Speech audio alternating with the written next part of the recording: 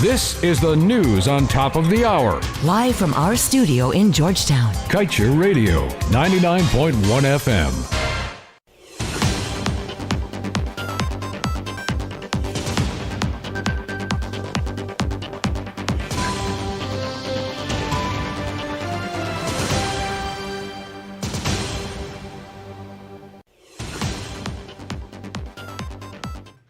Hello, season's greetings to you. I am Kevin Smith. Welcome to today's News at Noon. These are the top stories we're tracking. Tricks oil companies used to rob nations. Guyana received $150 million in oil revenues this year, but gave away $600 million in taxes for 2019. Meanwhile, former AG Basil Williams spent $99 million on legal fees in 2019. And the African Center for Energy Policy says measure what you give in tax breaks against what you get in return. Stay tuned.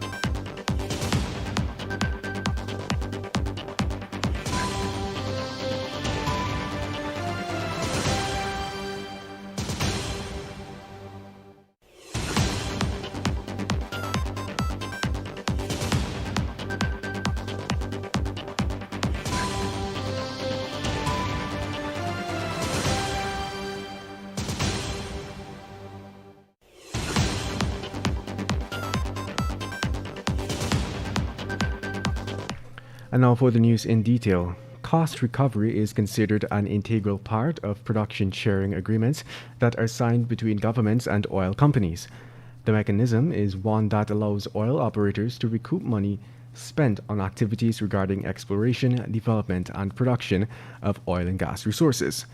But the process, if not properly scrutinized by governments, is often used by oil companies to rob nations billions of dollars by inflating costs.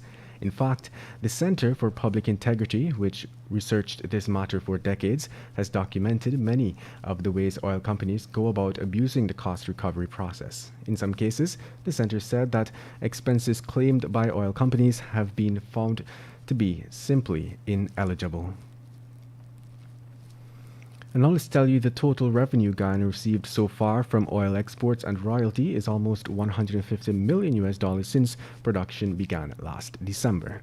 However, the country lost a lot more in 2019 due to the huge tax exemptions it granted to oil companies operating on its shores. Those tax exemptions total a whopping $600 million. This was revealed in the Audit General's report for 2019. The report stated that during the year 2019, the oil and gas sector received tax exemptions totaling $125.849 billion through the Go Invest and GGMC. To put that figure into perspective, the magnitude of those exemptions measured up to 37% of Guyana's 2020 $392.5 billion budget. Meanwhile, Auditor General Deodat Sharma has reported in his 2019 report that former Attorney General Basil Williams charged taxpayers $99.6 million for legal and retainer fees in 2019, the year following the no-confidence motion. Sharma said that the fees were racked up despite the fact that the office has a Solicitor General, one Duty Solicitor General, that should be one Deputy Solicitor General, 2 Assistant Solicitors General, and 6 state counsels in its employ. The monies were paid to 3 law firms and 7 external attorneys at law, the report stated.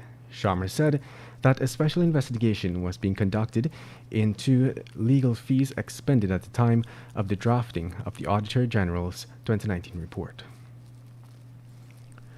And now let's tell you, governments, especially of developing countries, should be more prudent in their determination of tax waivers for companies in their extractive sectors.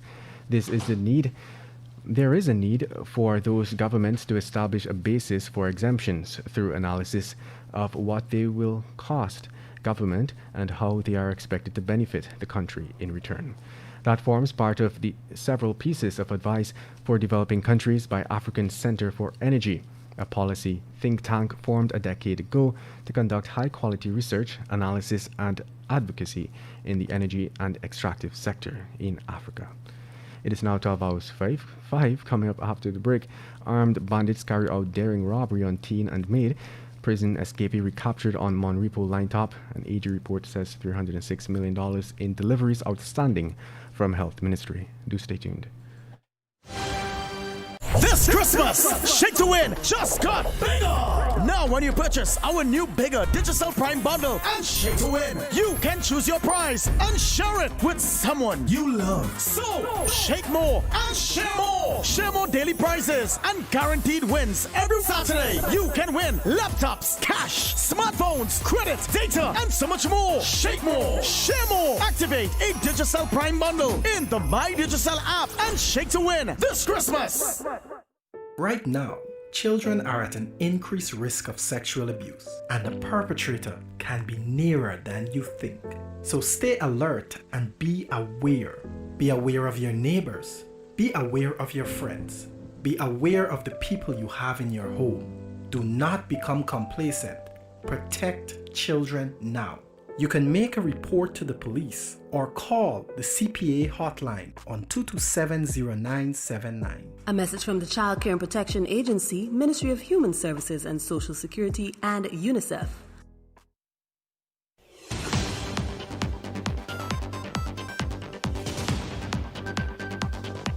Welcome back. Let us continue with the news. 4 bandits, 2 armed with handguns and 1 with a knife, on Wednesday carried out a daring robbery on a teenager, her family's maid, and the maid's daughter at Providence, East Bank, Demerara.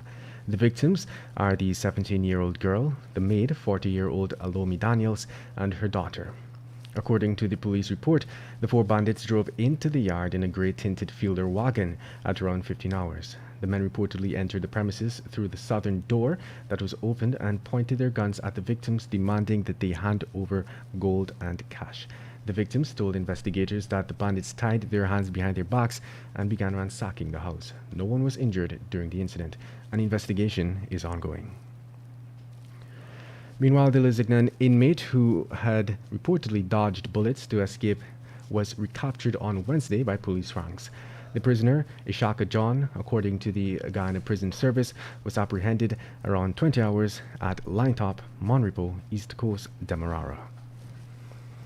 And now let's tell you details from the Auditor General report for 2018 shows that some $306.205 million is outstanding in deliveries at the Ministry of Health for the years 2015 to 2017.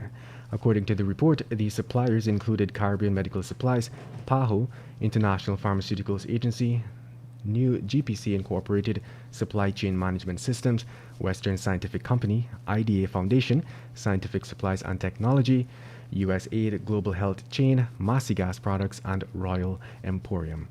Notably, the head of Budget Agency did not respond to the AG's findings, but recommended that Budget Head of the Ministry of Health take action to ensure that the outstanding goods are supplied, and if that is futile, recover the relevant sums.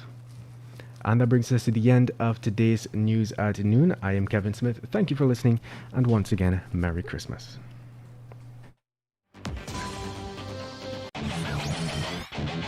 Want value for your advertising dollar? Then place your ads on Kaieteur Radio's newscasts. Streamed live on 6 different mediums, reaching hundreds of thousands. Advertise today and watch your dollar grow. Call us on 225-8465 or 226-8210 today. This is a GPL public advisory. Temporary business hours during the holiday season. The Guyana Power and Light Inc. wishes to advise our valued customers of our temporary business hours at our commercial offices and customer service centers countrywide. The following offices will be opened and closed as follows for the period December 24th to December 27th, 2020. All commercial offices, customer service centers will be open for business on Thursday, December 24th, 2020 from 8 hours to 13 hours and closed for business on Friday, December 25th, 2020, Saturday, December 26th, 2020 and Sunday, December 27th, 2020. Business resumes on Monday, December 28th, 2020. All prepaid customers are encouraged to purchase